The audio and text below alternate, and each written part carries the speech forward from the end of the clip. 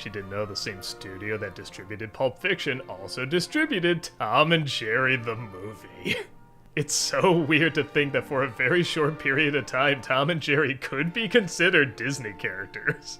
But man, if this is what they were gonna do with them, how Merlin put it? Believe me, you can have it. Yeah, Tom and Jerry the movie was one of the earliest nostalgia critics I ever did. A lot of people really liked that review, and I had a lot of fun doing it. But again, I kind of played the NC more as a character back then, so what are my real thoughts? Well, they're not that much different.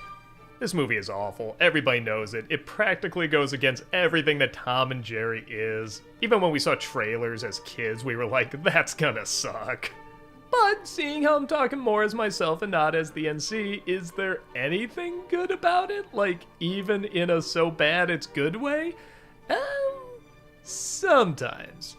Tom and Jerry are once again found at a suburban home, but out of nowhere, their owners leave and they're left alone just as the house is being demolished.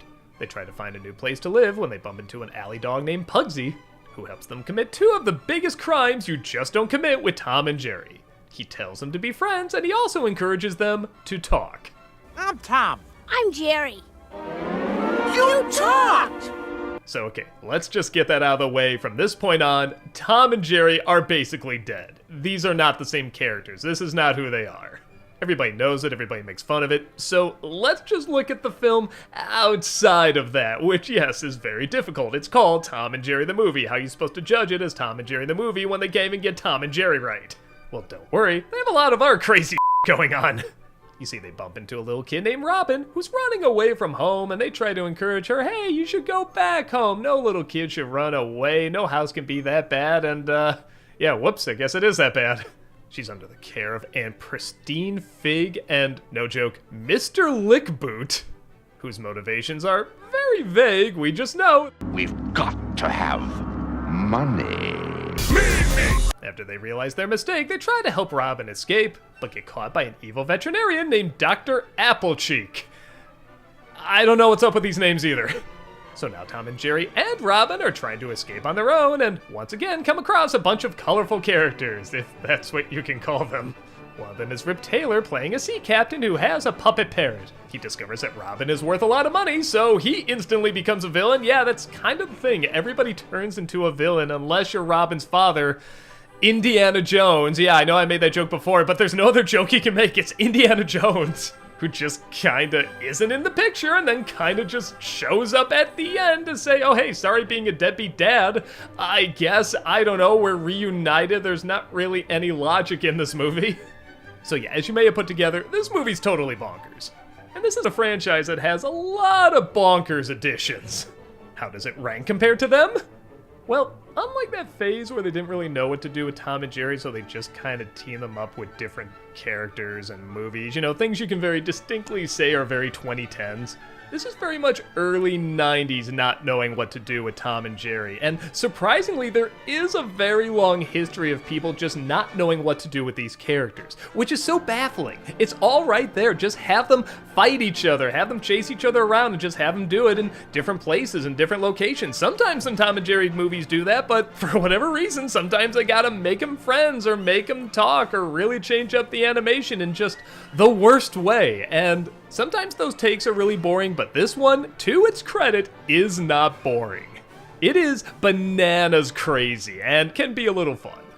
The animation varies from actually okay to laughably bad, but again, you can always sense it's kinda trying. Like when this ant comes out of the shadows here. What am I even looking at? That is terrible, but you kinda give them credit for even trying to do an out of the shadow shot. I mean, again, look at some old school bad Tom and Jerry when they didn't know what to do with them. Like, they wouldn't attempt that.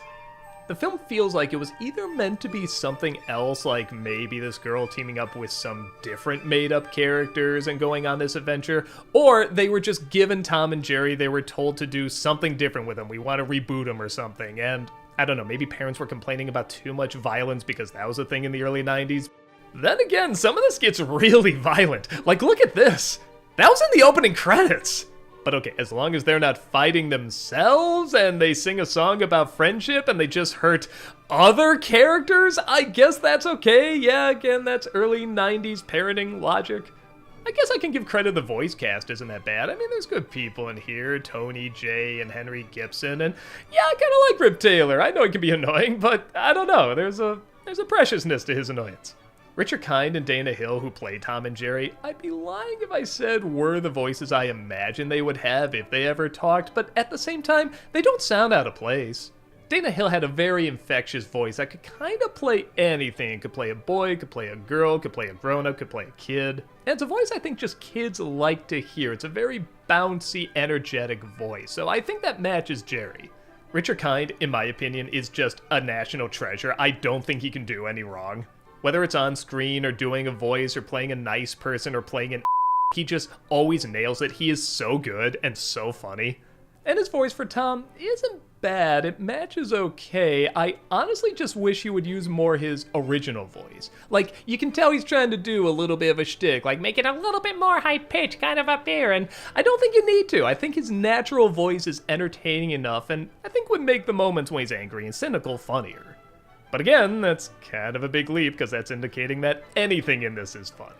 I actually think the first maybe couple minutes are okay where they're not talking and it's just kind of a traditional Tom and Jerry cartoon. And even when they leave the house and they're on their own, I like Jerry doesn't really know where to go and he's just kind of used to Tom. Like, he doesn't like him, but he's familiar with him. He's kind of the only world that he's aware of. So he doesn't want to leave, even though Tom wants him to go away. There's a good movie here. Honestly, I kind of thought if the whole film just kind of went this direction, it would have been interesting. And it bizarrely felt kind of organic.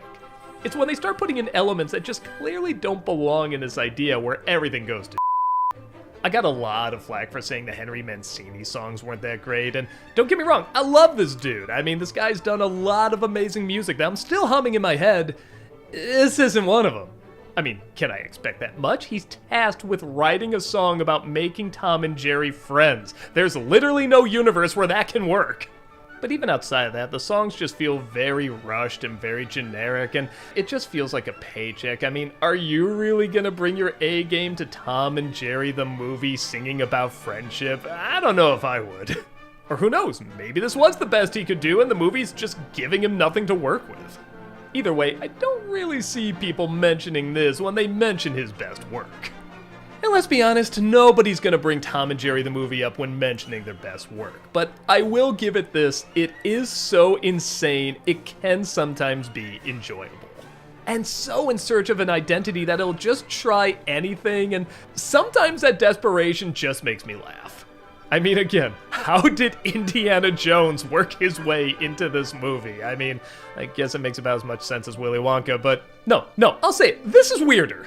These films, they just take Tom and Jerry and put them in already existing movies, like they already have an identity. This one has to make an identity practically from scratch without acknowledging the identity that's supposed to have, and it can make for some laugh out loud. But that is what it is. Clearly. It's not a good movie. It's one of the worst things Tom and Jerry has ever put out. But even in the realm of that god-awfulness, it can, ironically and accidentally, get a good laugh.